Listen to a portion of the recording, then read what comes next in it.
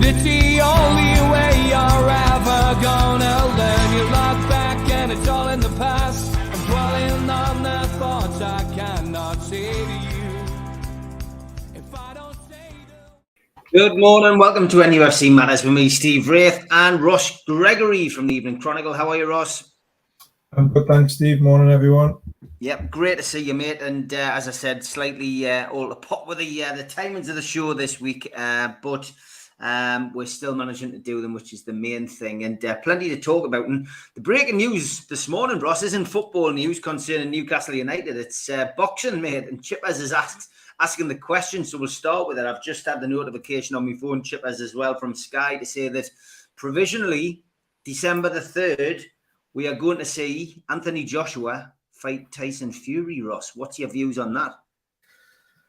It's a big one that everybody's been waiting for, isn't it? I mean, I'm a big boxing fan. I wouldn't profess to be an expert on it by any stretch of the imagination, but I do love you know, watching the big fights, watching the kind of the ones that get everybody excited. I like both fighters. You know, I like Fury for the kind of I think the showmanship, the kind of he's a different personality. I don't agree with some of his views and some of the things that he said in the past by any stretch of the imagination, but I think he's great for the sport. He's obviously, you know, hugely talented. And I like Anthony Joshua as well. I think he's a great, you know, role model for a lot of young boxers coming through the ranks, and to have a fight of that kind of size and profile between two British fighters, it's a great. I really hope it goes on. I think we've probably been here before, haven't we, as boxing fans, and thought that it was going to happen in the past, and it's fallen away for whatever reason. But yeah, fingers crossed. It can go on. Steve, what about you? You're a big. Obviously, you know your boxing better than me. What's your thoughts on it? You know what, you say we've been close. I don't think we've been closer to seeing the Battle of Britain, and this is a Battle of Britain between, you know, notably the two biggest names in heavyweight boxing that have come out of the UK in the last decade. It's a fight we all wanted to see. Are we seeing it at the right time? Probably, yes. You know, a bit like Pacquiao and Mayweather. This one has been a long, drawn-out affair, getting to where we want to get to. But they're both probably in good condition. One is on the top of his game, Tyson Fury, of course. Anthony Joshua, though, is crestfallen. Come up against better opponents, not once, not twice, but 3 occasions if you count the use it double. That horrendous defeat against Ruiz as well. But the lineal champ, the undefeated Tyson Fury, is the one which everybody has to beat. And one would imagine that if this fight goes ahead and it goes the way that it should do, which is Tyson Fury winning, probably by a knockout, I would have said, then Anthony Joshua's career is over. His legacy is tainted now. It will be forever tainted by that. But it's a one everybody wants to see. It's a one that everybody will want tickets for. I know for certain that I don't really want to watch this one on the TV. I'd love to be there. So it's just exciting. And what a way to go into the Christmas festive period with a Christmas cracker like that. It'll be absolutely fantastic. So yeah, looking forward to it, mate. You can tell already it's the fight I really wanted to see. And I can't see anything other than a Tyson win. I agree. You know, he'll go in massive favour. But one thing I'll say about Joshua is that he doesn't, from what I've seen and what I've read in my understanding, he doesn't duck fights. He doesn't shy away from a challenge. I think it would be quite easy to shy away from this one and try to rebuild. You know, after the Usyk defeats with an easier contest, give himself a couple more to build back in. Maybe Deontay Wilder. Not that that's necessarily easier, or someone of that kind of ilk. But yeah, he's going bang straight into it. So yeah, exciting stuff. No, it definitely is. I've got on well with both of them when I've met them. I've promoted AJ and Tyson in the Northeast 3 times. I did the undercard for AJ's fight in Newcastle, and they're both great guys, both great to meet. the difference I really do feel and always have felt is that Tyson is a better fighter. He's a better boxer. He's lived it. He's breathed it. And I hate to say it, I've had this feeling since day one that AJ was manufactured. He was part of the matchroom dream, and it got them so far. But, you know, ultimately, for me, I think that Tyson wins that all day long. The only person that can beat Tyson Fury is himself. I've said that, you know, for many a year now. But look, it's exciting. We're talking about it. Chitlers, thanks for asking the question, mate. Delighted to be talking about it. But as we know, this is a Newcastle United show. Always plenty to talk about with Newcastle United, whether it's the season or the close season. And let's start off with the games restarting. Ross, since we last saw you, we've lost the Queen. And, you know, the coverage is 24/7 at the moment. I'm going to pop down to London on Monday. I am going to go and show my respect. I was toying with the idea of going down to see our body in state, but I'm put off by the idea of the queues that we're going to have to face to go and do that. So I am going to go down to London on Monday and pay me respect. But football obviously came to a halt at the weekend. I think it was the right thing to do, but I also think that restarting it this weekend is the right thing to do as well. But it's good to see it back, Ross. What's your thoughts? Yeah, it's caused a little bit of kind of a split, I think, among the football fan base around whether the game should have been postponed at the weekend. It wasn't an easy decision by the FA or the Premier League or whatever.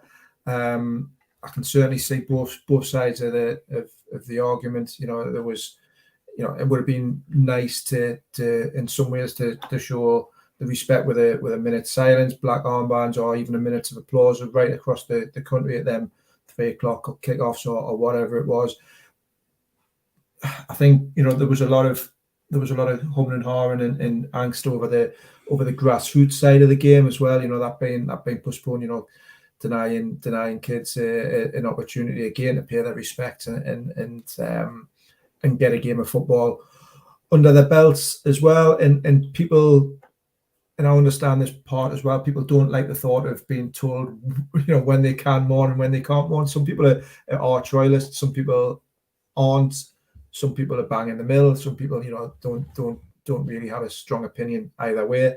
I mean, I got a load of grief on Twitter, you know, for a post that I put out just saying, look, it's a game of football. There's more important things in life. No point in getting wound up. And I got a load of grief for that view. That's still my view. It is what it is. I do understand the financial aspects of cancelling them games as well. You know, the fact that, you know, people might have missed out on kind of salary or payments who were supposed to be working those games. You know, if you were a casual worker or so you were a contract hour worker, or you're supposed to be at a game, you're going to miss out on a day's pay. Or if you've got your train tickets booked and your hotels booked and this, that, and the other. I do fully understand that, and hopefully people can get reimbursed. I know there's plans and there's things in place to hopefully get people reimbursed or get vouchers for that train tickets and that sort of thing for when the games are rearranged. But yeah, it's a game of football. Life goes on. There's more important things. Football's back this weekend. It's the right thing to do, and hopefully everybody can pay their respects at games this week and this weekend in the right and appropriate manner. Yeah, royalist or not, respect the Queen for her service and life. End of, says Ian, and I've got to agree with you there, mate. Social media, Ross. I mean, me and you don't really talk about it on here. I speak about it a lot on there, but I'm first of all sorry to hear that you went through that.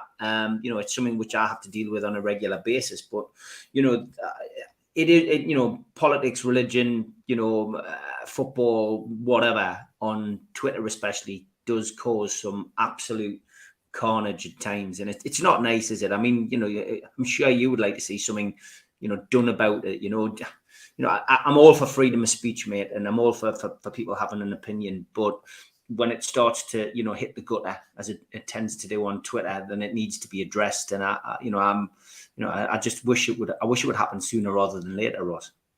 Yeah, look. I've had some, you know, as you have, Steve, you know, I've had some absolutely crass and horrific comments thrown my way. And equally, I've had some really kind of lively and engaging and positive debates with people. If it's used in the right way, then I think it's a really good way of engaging with people from a journalist perspective. We do get a lot of grief. We're paid to write certain articles and to give our opinions on certain things. It's when it crosses the line that it's not much fun. We're putting a load of safeguarding measures in place through work and have been in recent months and years, just to kind of try to protect some football writers from some of the ridiculous comments and ridiculous grief they get. It would be nice if some of these social media platforms would kind of police themselves a little bit better and monitor them, but it's the kind of the modern way. People will say, well, if you don't like the grief, or you don't like the criticism, or you don't like what's being said, then don't go on. It's not really the point. It's more, it would be nice if everybody was nice to each other on these things, and you can have a reasoned debate and argument with some people, but you're always going to get some trolls, some idiots, and that's unfortunate. That's life in 2022 as well. Yeah, that is life, unfortunately. Moving on, Newcastle United have a new goalkeeper. Loris Karius comes into the club after a freak training ground injury to Carl Darlow, which will keep him out probably until November. Chronicle have obviously spoken to Loris, and look, the thing I would say, Ross, about this is that, well done Newcastle for acting quickly, because normally these kind of things happen and it's a crisis. We have 2 or 3 days of media frenzy where what are we going to do? How we're going to do it? We didn't even have 2 minutes of that. Newcastle acted quickly, got him in. A little bit of adverse publicity, I guess, because of that one howler that he dropped in the Champions League. When he was concussed, let's remind everybody that. But that's an experienced goalkeeper that we've got in as a number 2 to Nick Pope now.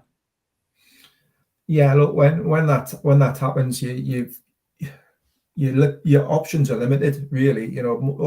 Let's be honest, all of the best and most sought after goalkeepers are already at clubs. The window's closed. You've got a very, very select, limited number of targets that you can go and bring in. Obviously, Loris Karius was a free agent after being released from Liverpool. They've moved quickly. They've got the position filled. Hopefully, let's all be brutally honest about this. Hopefully, we never see him in a Premier League game, because that would mean there was an issue with Nick Pope, and that he's been injured. If he does come in, let's hope that he can produce the level of performances that help see the club through that period. I've spoke to people and friends and journalists in and around Liverpool who've seen him at close quarters over recent years, and particularly obviously that Champions League game, which was that Champions League final, which was just an absolute nightmare for the lad. There is a concern over his confidence and how much he's rebuilt himself since then, and whether it's affected him affected him still, or continues to affect him negatively. But look, it's in, the position's filled. Hopefully Nick Pope keeps himself fit, and Carl Darlow gets himself fit nice and quickly. If not, there is still the option of recalling Martin Dubravka in January as well, which if there is an issue might come into play as well. So they're not poorly off for goalkeepers. It's one of those things. But yeah, got him in nice and quick, and hopefully, if he is called upon, he does a good job. Yeah, it took him 10 minutes to decide to come to Newcastle in the Chronicle article that I was reading, and he got his flights, his tickets, etc. sorted, but didn't take him long to decide to join the Eddie Howe, bandwagon, did it? No, and rightly so. It's a fantastic opportunity for him. He's been without a club, and he's been offered a chance to come to one of the most ambitious and progressive and biggest clubs in the Premier League. So yeah, it's a no-brainer for him, I think. And like I say, hopefully, if he is called upon, he's in form and he does a good job. Yeah, I'm sure he will. He's an experienced goalkeeper, and I'm if he's called upon, I'm sure he'll do the job well. International call up potentially for Nick Pope as well, because Jordan Pickford, he of small arms at Everton, is injured, and one would imagine Pope's form, which finds him at the top of the form table as far as goalkeepers are concerned at this moment in time, could get an international call up.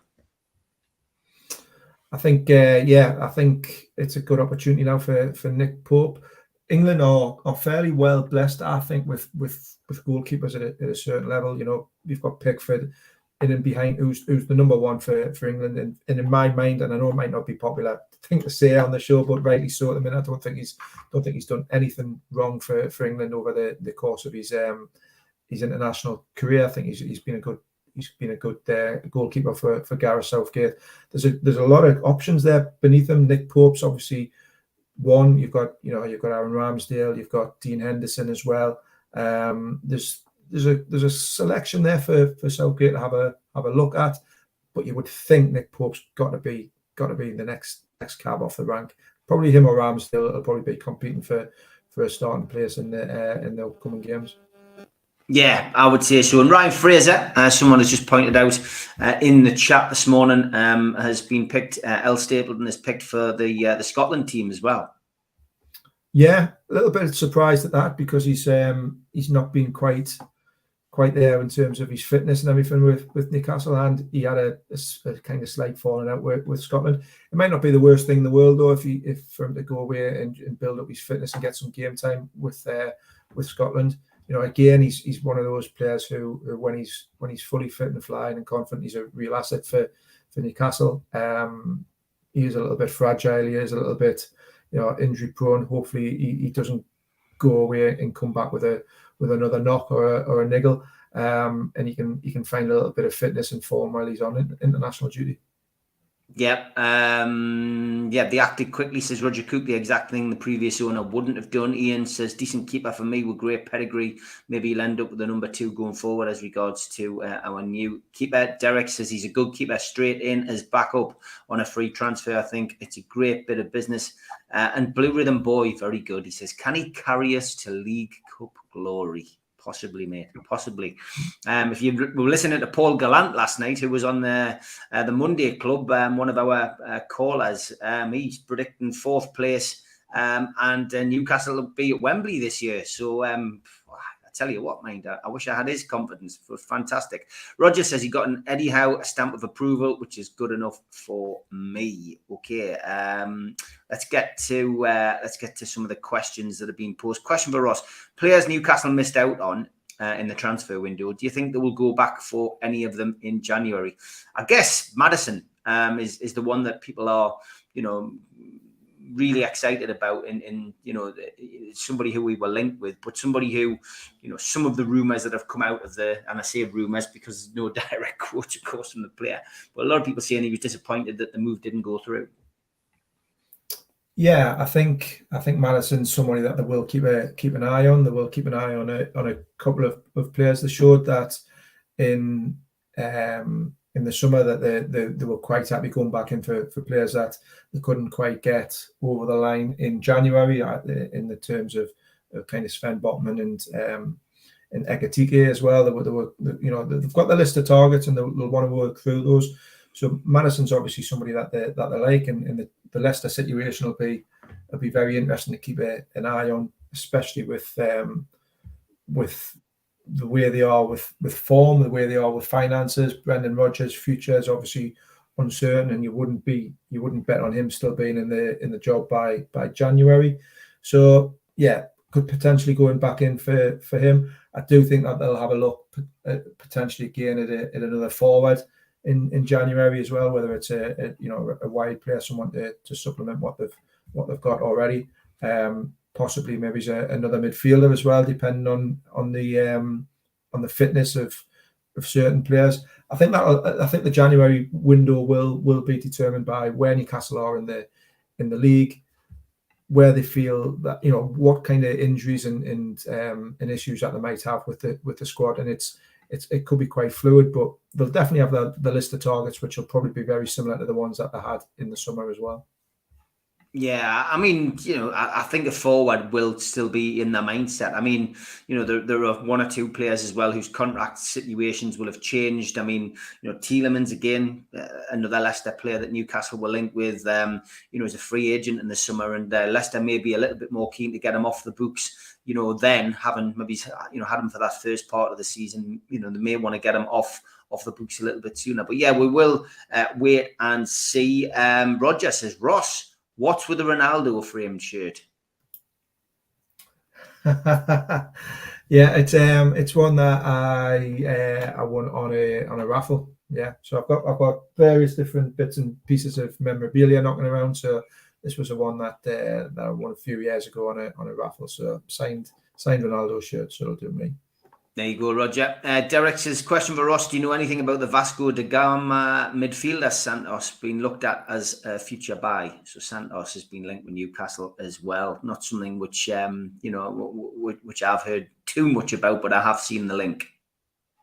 Yeah, there's a few players who are kind of Newcastle are looking at in terms of young players who they're thinking potentially, I suppose, come in and do a job for in kind of the initial phase, if you like, of the redevelopment, or maybe somebody that they can look at bringing in who will supplement the under 23s and whatever. Santos is somebody that they do really like.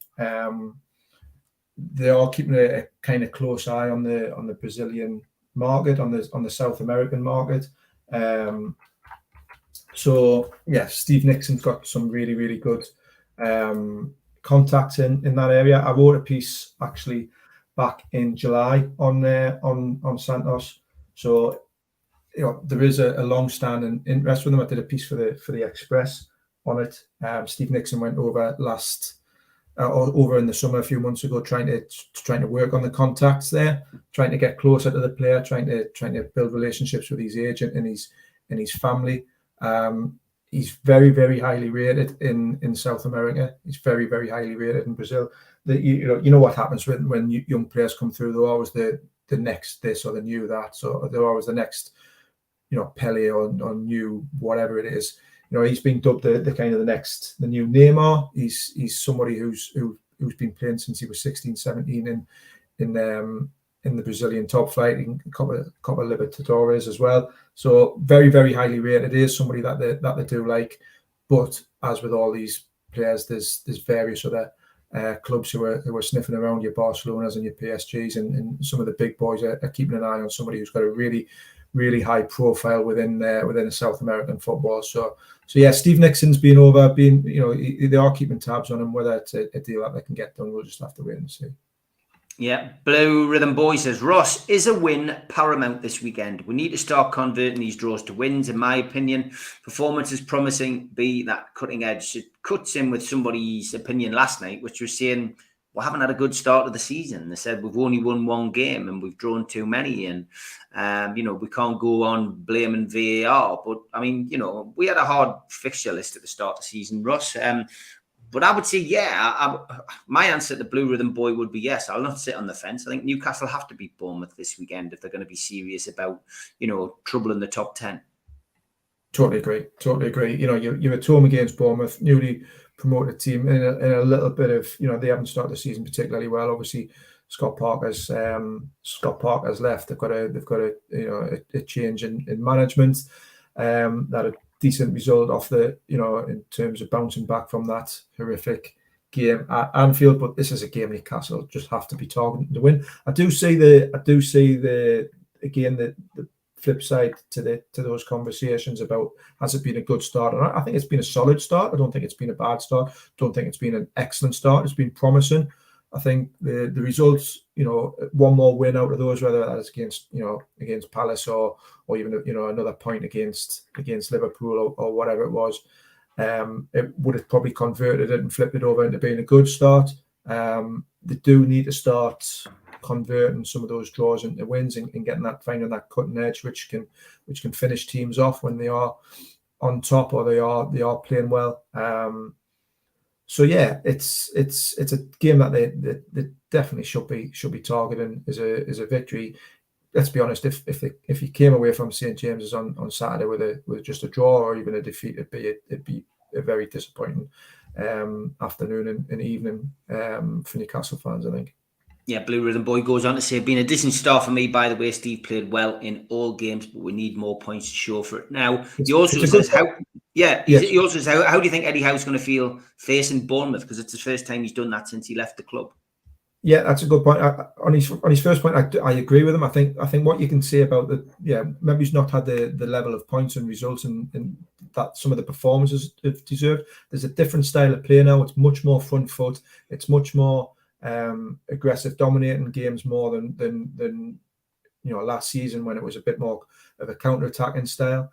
So the developing the style of play and the developing the performances and it makes it more sustainable as an approach within the Premier League. Eddie Howe's going to have a kind of a few mixed emotions, I'm sure, as when he faces Bournemouth this weekend. The job that he did there was fantastic. Took them from the brink of relegation to non-league into the National League, all the way up to the Premier League. Then kept them in the Premier League for 4 or 5 seasons as well. It's one thing getting them up there, but then we see how often do we see teams yo-yo back down and come back up. Your Burnleys or your Watfords or your West Broms over the years. Keep them in the Premier League for 5 years is a fantastic achievement. I'm sure he'll still have a lot of friends at Bournemouth. He'll have some mixed emotions, but he's professional enough to just want to put that behind him and guide Newcastle to 3 points. Yeah, big shout out to our sponsor, skipsandbins.com. Telephone 0800 25 45 25 3. Email inquiries at skipsandbins.com. Website www.skipsandbins.com. Easy, contract free and pay-as-you-go waste collection. Thanks to Darren Baldwin Funerals, independent funeral directors. You can find them at 304 Old Durham Road, Gateshead, NE8 4BQ. Telephone 0191 478 2730 or website www.darrenbaldwinfunerals.co.uk. Thanks to Gardener Healing Dispensary, CBD hemp and cannabinoid specialists. You can find them at www.gohd.com. And thank you to 3 Property as well, today's sponsors, who specialise in sourcing investment properties for their clients who are looking to invest in the Northeast. They offer a full in-house service from sourcing the deals to managing the properties for you. They've done over 100 plus deals in the past 12 months for clients all over the UK. Give them a follow on Instagram, matty.patter_northeast property and phil.reed_northeast property, or give Phil an email, phil@3property.co.uk if you're interested in getting a good property deal. Thanks also to Mr. Vicky's Sauces, handmade in Cumbria. You can find them at mrvickies.co.uk or by calling 01768 210 102. Thanks to Media Arts for all the help with the video side of things, and at qtechshop.co.uk, the makers of pool tables and snooker tables in Walls and Newcastle. If you want to subscribe, hit the NUFC Matters logo in the bottom right hand corner and you can subscribe for free. Hit the thumb up to like the video, click share to your social media, and drop into the comments to speak to like-minded Newcastle fans. We're also available as a podcast on iTunes or Spotify. And if you want to join, click join underneath the video or go to the website, nufcmatters.com, and you can get a one-off payment of £25, and that will get you a cup, a pen, a membership card, and a scarf, and entry into the monthly draw. And there is the QR code if you've got a smartphone to take you straight there. We also send out stickers to anyone who subscribes for your car. Simply go to nufcmatters.com and email John at nufcmatters.com and he'll post one out. We also support the food bank on this show. NUFC fans, foodbank.co.uk is the website to go to if you want to make a virtual donation today. Don't forget, the food bank t-shirt is still available at Steve Wraith on Twitter, and you'll be able to bid directly underneath that. to get your chance of winning that t-shirt. We will be announcing that on Friday as well. Ross has kindly posted the Neymar, Steve Nixon, Angelo story in the chat. I'll stick that up in a second so you can all have a look at it. I'll have a look at it as well. We'll get back to the questions now. Ian says, all right, Stephen Ross, how you doing, lads? What do you think about injuries for this Saturday? Bruno is needed 100%. Any news on Maxi or Wilson? Obviously, we'll find out a little bit closer to the weekend when Eddie Howe does his presses. I think Bruno's pretty close. Hopefully, be back this weekend. He might have been back at the weekend. Gone if the games are gone ahead. Probably similar with Maxi, and Callum Wilson's probably a couple more weeks away. But obviously, this kind of the slight mini break. There's a game this weekend, and then there's a kind of 2-week international break as well. So you would hope by the time that international break's over with, everybody will be, or certainly those 3 players will be back fit and banging on the door. Derek says he thinks it's a good start, not played a bad game and had a few bad decisions against us. Night and day difference to the bad games under Bruce.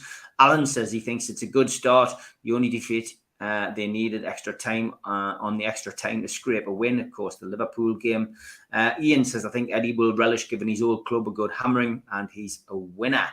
And Blue Rhythm Boy says, do you expect the moment silent and any other tribute at St James's Park and other grounds at the weekend to happen without disrespect or interference? I hope football fans in general don't show anyone up.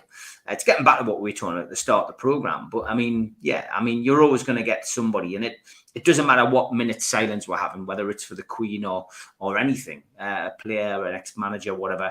You get people coming into the ground who've had one too many sherbets and shouting ball and, whatever. But I think it'll be very, very respectful, and I mean, I think it'll be up there with the kind of thing that we reserve for November and the 11th hour of the 11th day, etc. I hope that there's no kind of disrespect. People have got a right to freedom of speech, to have their opinion on certain things, but you don't have to voice it during a minute's silence. I think Newcastle fans will respect that. In the main, you always, like you say, you always get 1 or 2 idiots. But look, it's if you can't respect a minute's silence, if you don't agree with it, don't have to agree with it. But just shut up and keep quiet and voice your displeasure in other ways. So yeah, I think fingers crossed everything will go off well this week, and there'll be no negative headlines created by any football fans around the country. Yeah, I agree, mate. I agree 100%. Tom says, if Bruno and Maximin are missing this weekend, who would you play? I mean, there's a lot of people, including myself, would love to see Anderson given a chance at some point, but it's, trust in Eddie Howe is what I always say, Tom. Yeah, I think I'd love to see Elliot Anderson given a go from the start.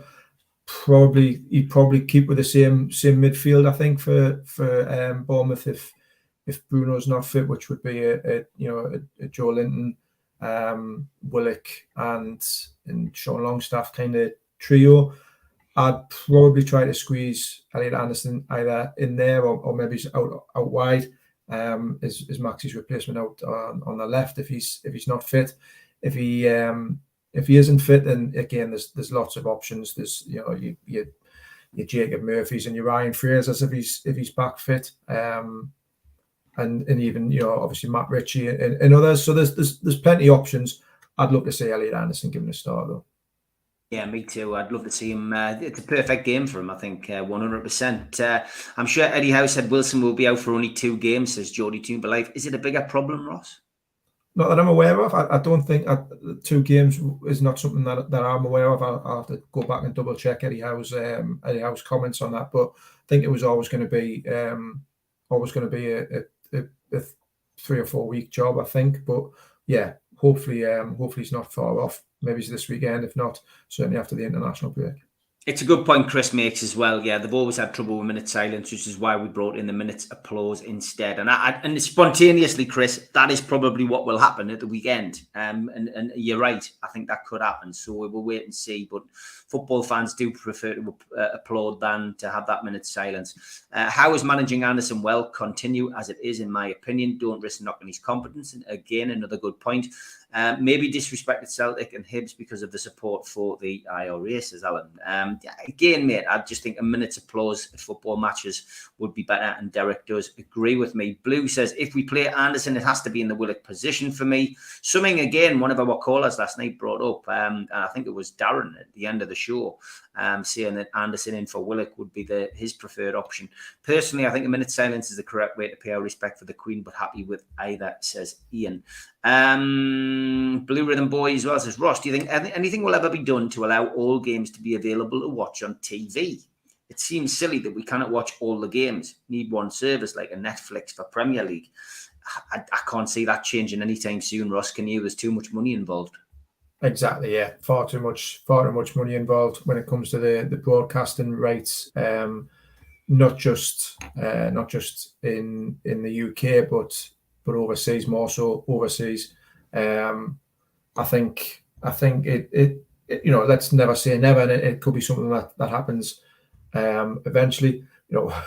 If we're being brutally honest, we can probably all find a way of watching a match or a couple of matches on or whatever time that kicked off, given some of the streams. Not that I'm not. I don't know what you mean, Ross. So yeah, it might happen one day. I enjoy the kind of the midweek games when Amazon have got it, when Amazon Prime have had them in the past, when they've been streaming games, 3 or 4 or 5 games at a time, similar sort of kickoffs, and you can hop between the two. I do think it will move there eventually, but the money that's involved is incredible at the minute. Yeah, no, it is, and I can't see that changing anytime soon. Geordie Toonvalley says, if you have a look at Eddie Howe's interview about Wilson, he definitely said he would miss 2 games, so worth having a look back on that. Geordie Toonvalley, we've covered that one. As I say, Eddie Howe will keep us informed when he gets his press conference underway later in the week. Roger Cook says, Ross and Steve, what are your thoughts on the new artificial intelligence offside? I missed in the Champions League games. And it is it's going to be used in the World Cup, Roger. I think it is, yes, 100%. It looks great. VAR looked great. We've had teething problems which have gone on and on and on with VAR, which have culminated in that horrendous weekend that we saw recently. But yeah, again, it looks good, isn't it? But it needs to be tried and tested before it's put into use, I think, Ross. Yeah, I'll be honest, I've not looked into this one enough. I was all for technology coming in, and it's just, where do you stop it? Where do you draw the line? Artificial intelligence and this, that, and the other.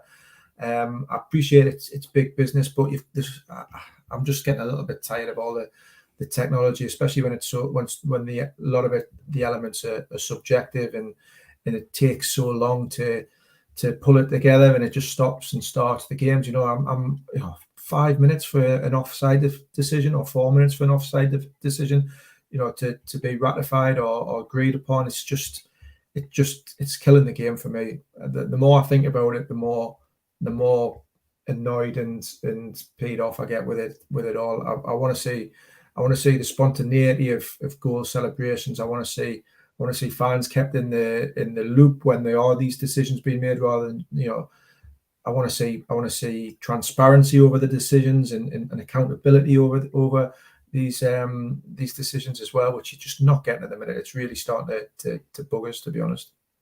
Yeah, me too, mate. But it's put these things into operation once. The work, beyond all reasonable doubt. Steve says he'd like to see Elliot Anderson to be the first substitute on instead of Murphy or Fraser. Blue Rhythm Boy, getting back to his TV conversation, says, silly how we have to pay for BT, Sky, and now Amazon to watch the games and still can't watch every game. Yeah, I get that. We've had that for years as well. You think you've got it all nicely cornered off, and then they go and drop in Amazon, and then suddenly that's another thing you've got to pay for. But yeah, you are right. Don't want to see Murphy on the pitch again, Steve. He looks completely shot of confidence and form. Hasn't had the best of starts, Ross, has he, Murphy? No, he's not. He's not, and I feel for the lad. I feel I do. I'd love to see him do well at Newcastle. I really would. I think, you know, he's a big Newcastle fan as well. I think that kind of sometimes that gets forgotten about a little bit. You know, he's I know he's not necessarily from the region, but him and his brother were huge Newcastle fans growing up. He's maybe you know he's maybe trying too hard. His confidence is gone when he comes on. What I like about Murphy and I don't expect everyone to agree with this as well. And it's almost a double-edged sword, because he gets himself into some really, really good positions. He gets himself into some fantastic goal-scoring positions. For me, he often looks a threat when he comes on, and you think, oh, he might actually pinch a goal here. But then it's that end product, that final shot, that final finish, or the final cross. It just lets him down. But in terms of some of his movements and some of the position and that he takes up, he's really quite good, I think. It's just then the final execution, I suppose. But he's done, you know, he's looked good sometimes when he's come on as an impact sub. You know, he's a good crosser of the ball. He can play on either flank. But if we're being honest, he's probably just not at the level that Newcastle need now to move forward. But I do feel for the lad, because he's a genuine lad, and he's obviously got a lot of affinity with the club. So it would be great if he could turn it around and make a success of his Newcastle career. Yeah, L. Stapleton says, didn't notice any disruption to the Champions League games from VAR, so it's clear we're not using it properly. I would say you're right. VAR is a disaster in Italy this weekend, especially the Juventus game. Also, the refs were just as bad as ours on last week's performance.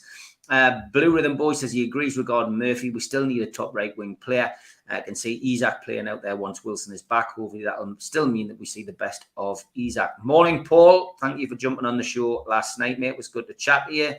Isak likes to play on the right and drift in, says Derek. So that could be a conundrum solved for Eddie Howe in the least. Maybe that's one thing that they thought of before they bought him. Cheers, Stephen Ross. I'm the same as you. Tech is as good as it is. Adding too much of a mess to the beautiful game, says Roger. Ross, how many goals do you think Isak will score this season, says Tom? He loves putting you under pressure, Tom, doesn't he? Loves a question. I think he'll hit double figures. I really do think he'll hit double figures, and that might not sound a lot, but bear in mind, you know, he's been up and down a little bit with his goal scoring. Is Isak? I think coming into a new league, I think double figures he'll certainly get. I wouldn't be surprised if he finished as top goal scorer as well, depending on Callum Wilson's fitness. But Newcastle really need him to hit the ground running and to get to take the weight, the burden of the goal scoring off someone like Callum Wilson. We need goals chipped in from all over the park. I still don't think we necessarily get enough from midfield at times. You know, Willock had that run when he scored in 7-8 games in a row, whatever it was. Joe Linton needs to start popping in contributing with a few goals. We know Bruno can do that when he plays, but we need to start getting more goals from the wide areas and from that kind of central midfield area as well, to take the burden off the likes of Callum Wilson's. Yeah, he was awful against Palace, Murphy. I think I felt sorry for him as well, to be honest, mate. But look, people go through good runs of form, bad runs of form. We know he's not the future. We know things will change in time. But at the moment, he wears a black and white shirt. Got to support him at 100%. Ian says, I'd like to see Maxi Wilson and Isak at the top 3. That would be lethal. Yeah, it's crossed my mind as well. Blue right back game is shown all around the world. Only to watch every game is to stream it. I've seen every game for 2 years, 3 p.m. on a Saturday, Alan. You know, this is what people have been pushed to do over the last few years, mate. Just, you know, finding different ways of watching it. And cost of living will drive more and more people down to that, I'm afraid, as well. Blue Rhythm Boy says, it is silly how you've got to pay for BT Sky now. Amazon, which you had earlier, Steve. Hi, lads. Personally, would like to see Elliot Anderson to be the first substitute on instead of those guys. Yeah, Elliot Anderson, I think for me, will get his opportunity. And when he does, I'm sure he'll take it as well. Going to ask Ross now, just a little question from last night's show. Best partnership at Newcastle, Ross, for you. Beardsley Cole seemed to be the one that most people agreed with last night. Shearer Ferdinand, Gavin Peacock, David Kelly got a mention. Demba Ba Cisse, for those who are of a younger generation who don't remember that far back. For those of our people who are slightly older, John Tudor and Supermac got a mention. But is there a particular pairing for you that stands out and is your particular favourite? Yeah, I think I can echo all them sentiments. Beardsley Andy Cole was an unbelievable partnership. The wavelength that they won, it was, you know, obviously Andy Cole was banging form at that time. He you know, it felt like every shot that he took, every ball that dropped in the box, he would put in the back of the net. And Beardsley was kind of supplementing him with a lot of those chances, but people forget that how many goals Beardsley weighed in with himself during that period. He wasn't just there as a kingmaker. He wasn't just there as the creator. He was weighing in with a lot of goals himself. So for me, if I had to be pushed, I think that's the partnership that stands out for me. Shearer Ferdinand, you would have loved to have seen that over a longer period of time than just that one season. I think, Shearer Bellamy was a fantastic partnership as well, because of what Craig Bellamy brought to Newcastle at that point. He brought pace, he brought movement, he was lively, he freed up Shearer and allowed him to focus on what he needed to do. So Bellamy Shearer, I really enjoyed that partnership. I liked, although it's a slightly different type of partnership, I quite like the kind of Andy Cole, Kevin Nolan partnership where them two kind of gelled on and off the pitch as well, and produced a lot of goals, even though Nolan was kind of more of your attacking midfielder. And going back a little bit, it's not a partnership in the sense of a twosome, but that kind of front three of Beardsley, Keegan, Chris Waddle of the 83-84 promotion campaign was a fantastic one as well. So I know why the question's been asked. It was asked, Lee Ryder did a piece on for the Chronicle, and it's around that kind of Isaac, Callum Wilson. Can they form the same sort of partnership? You'd love to see it. You'd love to see it this season. Get them both fitting out on the pitch and see if those two can create a really strong link up. You'd like to think that they can with the different attributes that they've got. Both very, very pacey. Both like to play on the kind of last man. You might need somebody in behind who can supply the bullets as well. Bit like a Beardsley or someone of that kind of ilk. But yeah, there's been some fantastic partnerships over the years. But I think Beardsley, Andy Cole, just for that season, that 18 months that they had together, unbelievable. Yeah, fantastic. It's one that you look at and think, I wish you could just go and replace them when they moved on. Blue Rhythm Boy says, I'm a tad younger, first season 2002. I liked Shearer and Bellamy, but didn't see enough of them at the best together. The traditional big man and the little man partnership. I'm a bit like that with Shearer and Ferdinand. I wish we'd seen more of that. That was fantastic. Two players you thought wouldn't be able to play together, but could. Cole, Beardsley, but I'm moving on. Wilson and Isaac, says Derek. Pedro and Cole. What would you say was the best midfield partnership during the entertainers? For me, it was Rob Lee and Lee Clark. Steve, I'd agree with you. I think once we lost Lee Clark in that midfield, and he ended up on the bench, I think it shattered Newcastle's chances of winning the league. That's always been my feeling, that Lee Clark was an integral part of that team, and Tino coming in and Beardsley being played out of position and all of that. I've always said that Lee Clark, was a big miss. Ross? I agree. Clarkey was still to this day probably underrated as a player. Obviously first saw him as a youngster under Ozzy Ardiles, and then when Kevin Keegan came in, initially was this kind of goal scoring midfielder bursting through. But a fantastic passer of the ball as well. Really, really good passer of the ball. Such an underrated player. When he dropped that little bit deeper, in the kind of when Rob Lee started to come to the fore and was moved inside, he could get his foot on the ball. He could pass. He could dictate the play from deep. Obviously, he was moved out for kind of David Batty when Batty was signed.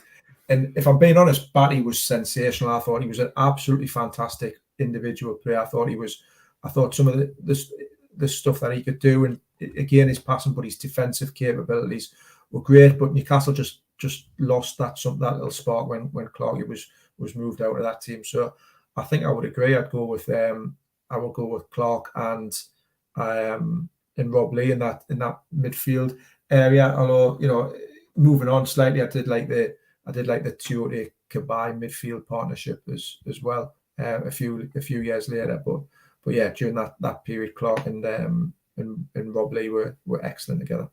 Yeah, they were exceptional, really, really good, happy memories from those days. I think Anderson could become the next Clarkey, says Derek. Blue Rhythm Boy says, how highly did you rate Lauren Robert, Ross?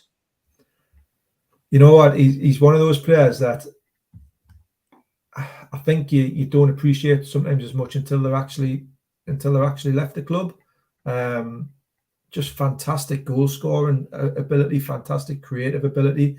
Yeah, look, I think sometimes you can look at it a little bit through rose tinted glasses, and when you go back or when you move on, you forget about some of the frustrations that they brought. The lack of work rate, or the going missing in certain games. A typical kind of winger or flair player, you might say. But when he first arrived at the club, some of the crosses and the supply that he put in for Shearer and Bellamy and so on and so forth, the goals that he scored, the free kicks, the volleys, the long distance strikes, that left foot, absolutely incredible. Great player, but like a lot of flair players, wasn't without his temperamental issues, wasn't without his periods where he didn't quite contribute to the levels of ability that he had. But on his day, what a player.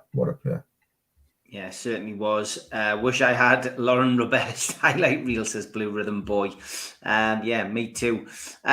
Just a quick one. Chronicle running a little excerpt as well today of a Sam Allardyce interview with Chris Kamara on his new podcast, saying that he was at Newcastle at the wrong time. He was at the wrong time. Could Sam Allardyce have ever been a success at Newcastle, do you think? I doubt it with that stagnating kind of dull, football and 22 people on the staff, and it's stuff made nightmares for me. Yeah, it was the wrong time for everybody. It was the wrong time for the fans. Wrong time That's a great way of describing it. Yeah, absolutely. That's the first time I've agreed with Sam Allardyce. Yeah, I think one of the first times I've agreed. Yeah, it was the wrong time, Sam. Yeah, absolutely right. Not for me. He's not my type of football manager. He's not my type of person to run your club. I could go on all day. I can see why he fits in with certain clubs and certain styles. I think he's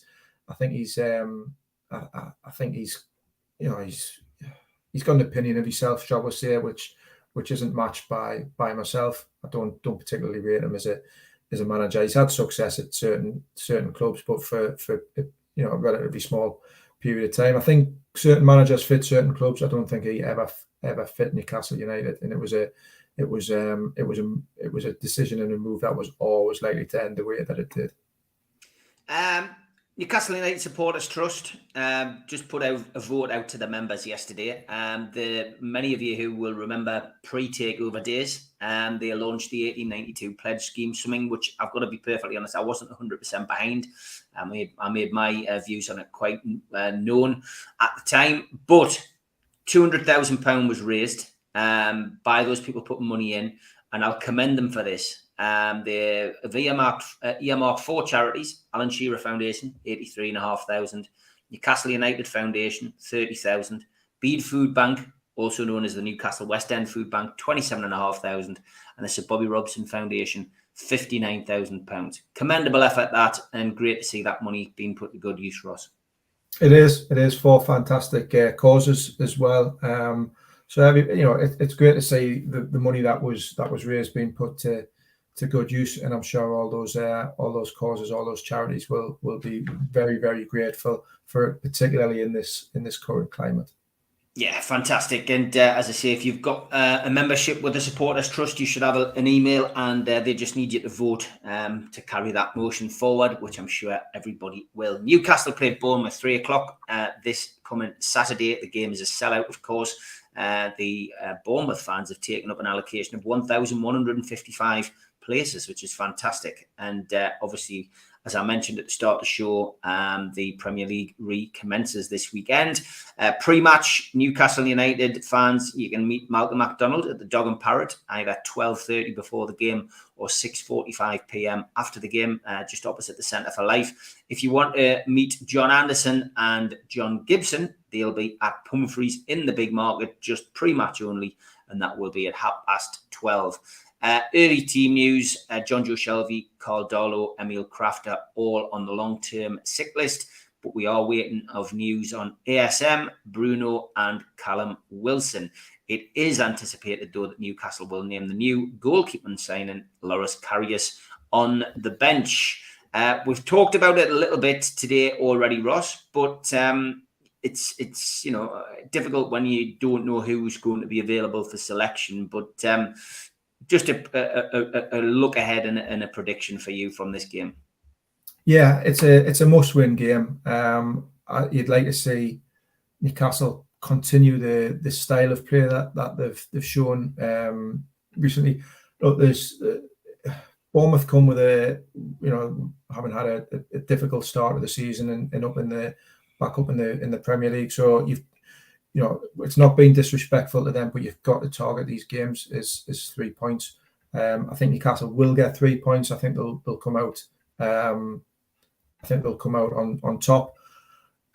In an ideal world, you'd think it'd be quite comfortable. It was with a 3-0, 3-4-0 win. Good attack and play, taking those chances, being clinical. But I'm gonna, if you want a prediction of us, I'm going to say it's going to be hard fought, and it could be a tight 1-0. 1-0, 2-1 type of victory. Hopefully it's more comfortable than that, but the main thing is that Newcastle come out of the game with 3 points, which I think they will.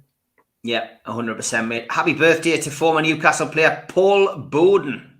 Not one who sets the hairs on the back of your neck up, but it's a birthday nonetheless. No show tonight, but I will be back tomorrow night, 6 o'clock. Geordie's here, Geordie's there tomorrow night. Looking forward to that. And Ross will be back with us next week. Take care, Ross. Cheers, Steve. Cheers, guys.